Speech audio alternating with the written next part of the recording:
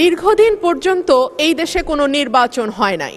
মানুষ তাদের পছন্দের প্রতিনিধি নির্বাচন করতে পারে নাই। জাতীয় নির্বাচন থেকে শুরু করে স্থানীয় পর্যায়ে নির্বাচন পর্যন্ত প্রত্যেকটি নির্বাচন ছিল কারচুপিপূর্ণ। সে কারণেই একবার সংসদে আমি মজা করে বলেছিলাম, সুষ্ঠু হয়েছে নির্বাচন, ভোট দিয়েছে প্রশাসন, তাকিয়েছিল জনগণ, এর নাম বাংলাদেশের নির্বাচন। তো মাননীয় স্পিকার, সেই জায়গা থেকে ৩৬শে জুলাই আমাদের জীবনে আসলো, কয়েক লক্ষ মানুষ রাস্তায় নামলো, কয়েক হাজার মানুষ চিরতরে পঙ্গু হলো এবং প্রায় ১৫০০-এর উপর মানুষ তাদের জীবন দিল যাতে মানুষ তার ভোটের অধিকার আবারও ফিরে পায়।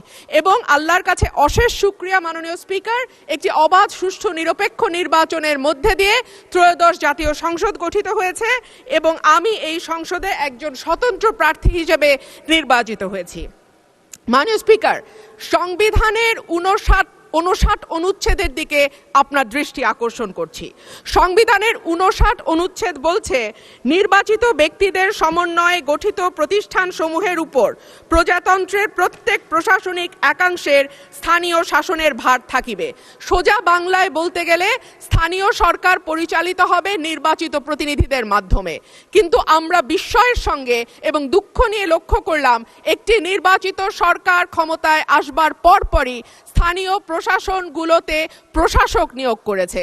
মাননীয় স্পিকার, যখন শেখ হাসিনা পালিয়ে গেল তখনকার পরিবর্তিত পরিস্থিতিতে অন্তর্বর্তীকালীন সরকার প্রশাসক নিয়োগ দিতে বাধ্য হয়েছিল, কারণ আমরা দেখেছি ইউনিয়ন পর্যায়ে, উপজেলা পর্যায়ে চেয়ারম্যান বা মেম্বার যারা ছিল তারাও পালিয়ে গেছে। কিন্তু এই অবস্থা তো মাননীয় স্পিকার এখন আর নেই। এখন তো একটা সুষ্ঠু নির্বাচন দেয়া যায়। সেই জায়গায় আমরা দেখলাম দলীয় নেতাকর্মীদের পুনর্বাসন প্রক্রিয়া শুরু হয়েছে।